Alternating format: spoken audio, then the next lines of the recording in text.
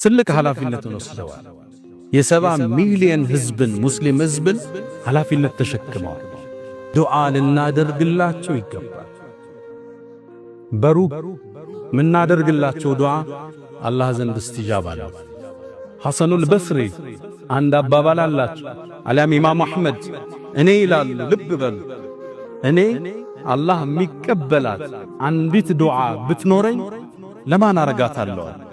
ለልጄ፣ ለስራዬ፣ ለህይወቴ አንዲት ዱዓ ብቻ አላህ የሚቀበላት ቢኖረኝ ለመሪው አረጋው ነበር አሉ።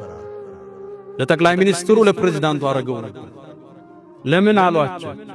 እነሱ እኮ ተስተካከሉ ማለት ሶላሐል ዒባድ ወልቢላድ። መሪው ሲስተካከል ህዝቡም አገሩም ይስተካከላል። እሱ የሚያወጣው ፖሊሲ ነው አገር የሚያናውጠው። አንድ መሪ ሲፈልጋችን አገር ወደ ጦርነት ሊከታት ይችላል፣ ወደ ሰላም፣ ወደ ከፍታ፣ ወደ ዝቅታ።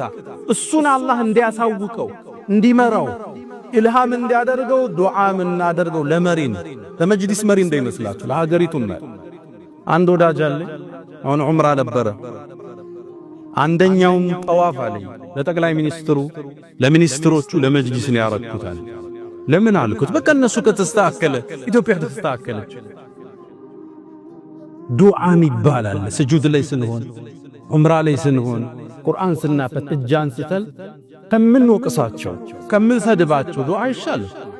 ሰድባቸው የሚለወጥ ነገር አለ፣ አውግዛቸው የሚስተካከል ነገር አለ? የለም።